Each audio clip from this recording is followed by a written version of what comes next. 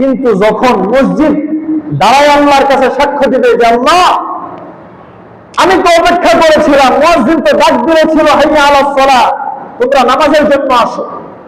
মুয়াজ্জিন তো ডাক দিয়েছিল, কিন্তু এই মানুষটা তো আসে নাই।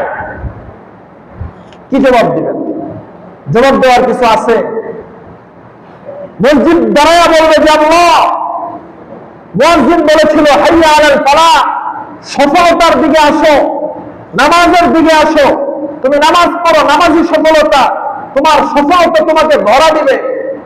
কিন্তু মানুষগুলো নামাজে আসে নাই, মসজিদটা খালি ফাঁকা ছিল, আমি হাহাকার করেছি, কিন্তু মানুষ আমার কাছে আসে নাই।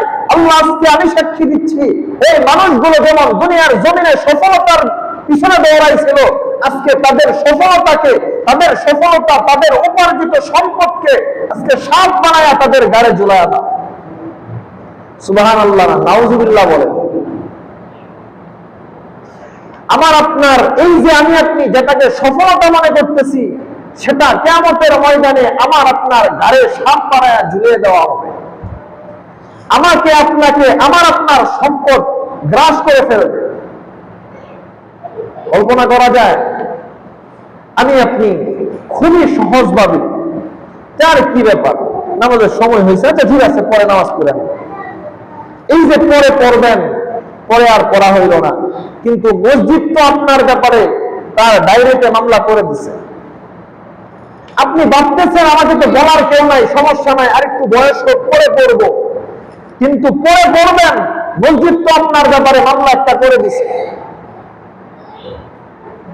আমি আপনি এখনো চিন্তা করতে পারি না, আমার আপনার চিন্তা আসে না। কেন আসে না? কারণ আমার আপনার শরীরে শক্তি আছে এই জন্য। কিন্তু আল্লাহ বলে দিছে ওয়াতিলকাল আইয়ামু নুদাবিলুহা বাইনান নাস, আপনার আমার মনে রাখা দরকার।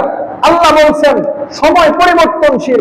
আজকে যেমন আমার শরীরে শক্তি আছে, আমি সব কিছু করতে পারি, আগামী কালকে আমার শরীরটাও দুর্বল হয়ে পড়বে, আমি কিছুই করতে পারবো না। তখন আমার এই সুযোগ থাকার সত্ত্বেও, আমার মন চাওয়া সত্ত্বেও আমি মসজিদে যেতে পারবো না। এই জন্য সময়ের কাজ সময় করা। আল্লাহর তৈরি আমাদের জান্নাত যদি অর্জন করতে হয়, সবচেয়ে জান্নাত অর্জন করার সবচেয়ে সুন্দর সময় হচ্ছে শরীরে যখন সবল থাকে, শরীর যখন সবল থাকে, সুস্থ থাকে, ওই সময়টাই সবচেয়ে উত্তম সময়। আল্লাহ রাব্বুল আলামিন আমাদেরকে আল্লাহর তৈরি জান্নাত অর্জন করার তৌফিক দান করুন বলে আমিন।